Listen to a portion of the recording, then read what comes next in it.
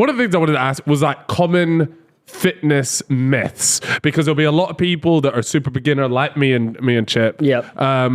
And it's just like the common traps that people often get led into. Okay, so we'll start with fat loss.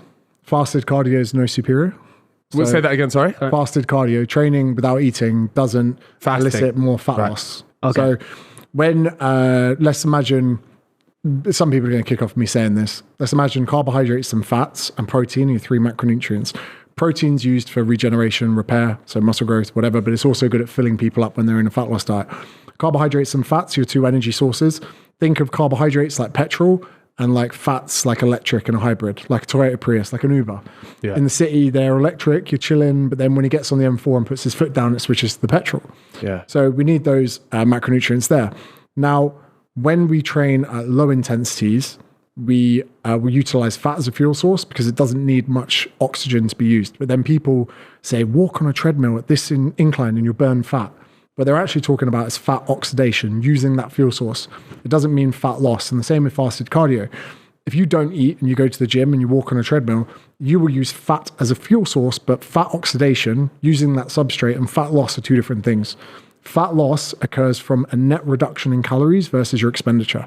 So it doesn't matter when you take the money out the bank throughout the day. If you take a tenner out the ATM before you train or after you train, it's still a tenner out. If your net balance will be the same. Okay. So if people want to eat before they go to the gym or eat after, it makes no difference. It's always going to be calories in versus calories out. People try and pick a hole in that science and they say like not all calories are born equal, but calories are a measurement of energy the same way that not all kilometers are equal. You have a kilometer that's uphill, it's going to feel very different to a kilometer downhill, but we're measuring the distance between one and the other. And some people are like, oh, but human beings can't absorb 100% of a pistachio. And you're like, well, shut the fuck up. Like, calorie counting isn't like a precise, like, carry the 2 formula. Yeah. It's like you turn up to the fridge and you realize you're not hungry because you've got to actually, you know, those 2 chocolate biscuits, you scan it and you go, 90 calories, I'd rather save it for later. That's the art of calorie counting. But some people like to muddy the water, be like, you know, fasted cardio is better, it's not. And some arguments say that if you are doing training and you do it fed, you can perform better. Yeah. So you could actually burn more calories. But again, it's personal preference. Yeah. The next myth would be high carbs or high fat. Some people out there like keto, you need to go high fat. Some people are like, no, you're an athlete, you go high carbs.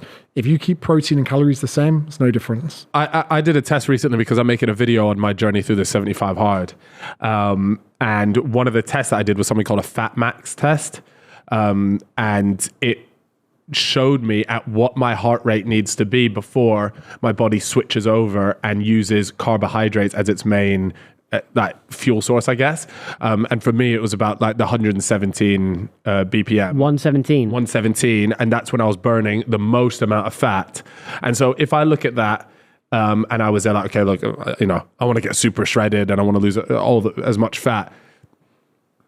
Do I want to be staying at that 117 BPM and do uphill walking on a treadmill? Is that beneficial or is it just so let's say you've info? got fat all around your body, you've got carbohydrates that's stored in the muscle, a something called glycogen. So it's like already in there. You'd have to go carb free for days and train quite a lot to deplete your glycogen stores. Yeah. Now, completely right what they're saying, but there's a threshold where fat needs quite a bit of oxygen to be utilized. So when low intensities, you're fine. But as you start to train at a higher intensity, the demand for oxygen becomes higher to the point you shut off from fats, you need to use carbohydrates. Yeah. Because carbohydrates can be utilized as like a high octane fuel source without the demand for oxygen. So that's the reason that's happening. But ultimately, it shouldn't really matter how hard you're training. If you came to me and you're like, James, I need to lose fat faster, I'd reduce the amount of calories you're having. Then it doesn't matter what's going on during the day. It doesn't matter what your heart rate is. It doesn't matter about anything. Same way I joked about this with Piers Morgan. I was like, if your dog was fat, you wouldn't put a heart rate monitor on it and go, oh, look, little, you know, what's your dog's name? You got a dog? Finn. Oh, Finn. Oh, slow him down. His heart rate's gone too high. Slow him down.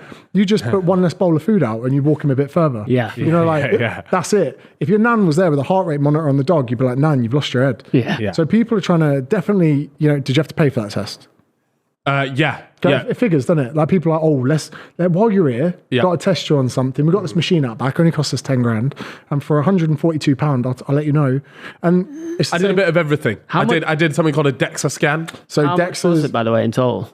I think so I had like a full suite of stuff done, like lipid test, all this sort of stuff. And it cost me like £1,000 Fuck. So the DEXA was originally used to scan bone density, but it is a good, like a pretty Body accurate composition determination of bone density, fat mass, fat-free mass, muscle mass, etc. Yeah. The ones I don't like are the ones that you hold on to. They're called bioelectrical impedance, like the in-body. You're like, You find them in a lot of like just gyms. and Slimming Worlds as well. Yeah. They're like, come here, Sally, hold on to this. Oh, you gained a pound, you fat slag. Come back next week. So like, right, bioelectrical impedance, I'm sure the technology is getting better, but for £22 on Amazon, you're going to give me a piece of equipment I'm going to hold, and it's going to send electrical signals through my body and report back the exact amount of bone mass, fat-free mass. I can't help but think it's bollocks in some respect, where the people with the DEXA clinic, they've got this fucking 200 grand machine. They'd be out of business if these machines were even that accurate. Then we've got BodPod, which is like air displacement. We've got underwater submersion, so you can determine the weight and density of someone by putting them underwater versus not. Then you've got calipers, but the fat calipers, I got taught how to use it, but I never use them with a client because you got someone coming in who's fat, right? Is this the thing where they like clip it on to the side? Oh, yeah, That's okay. mad, you know. So you've got to get their top off, and then you're like, yep, subscapularis, 14, put it into a spreadsheet. Then you've got to do it again. Then if your readings are out by a certain percentage, you've got to do it a third time. Like, and then after that of an hour, you're like, you're fat. They're like, we know. And then even if someone's progressing, I'm feeling so much better, my confidence up, get your top off so I can pinch your fat. Like, That's mental. Yeah. to me, the key driver I say to people is pictures. Because ultimately, the thing that's going to make you depressed in 6 months is how you look. Yeah. Not your bone density and not how your scan came out, because there's no emotional connection to you laying down and looking at your bone structure. The emotional connection is with how you look. So I always try and bring people back to the photo, to the clothes measurements, because the emotional connection someone has putting a pair of jeans on their morning 4 years is going to surpass any scan that they can have.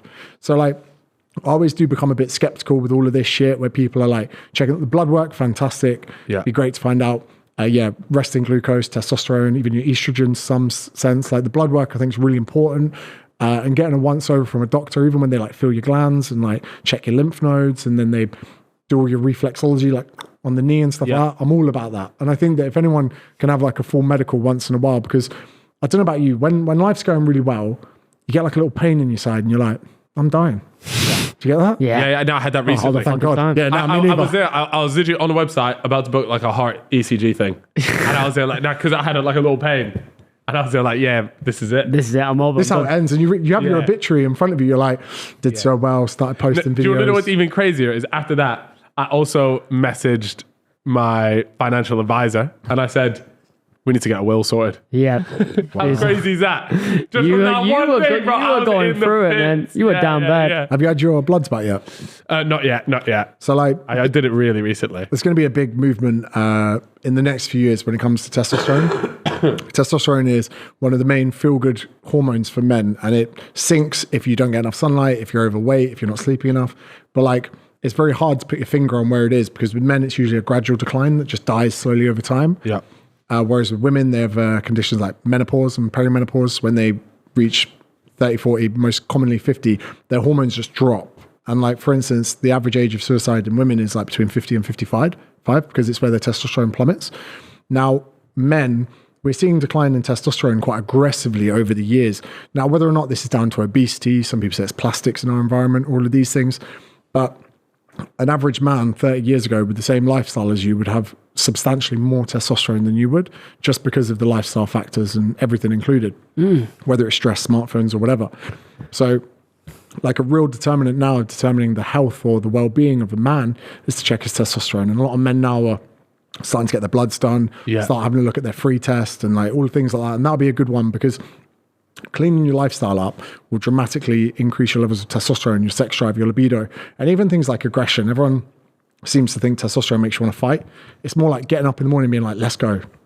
I'm going to the studio, filming a podcast, smashing the gym, walking into the gym, hitting your weights. And yeah, there's a lot of probably men out there that just think that this is life, but really there's almost like a perfect concoction to ruin his levels of testosterone. And I think that we're going to see in the future a lot of links between mental health degradation, not to say all mental health, but a large part of it is down to the amount of testosterone that men have.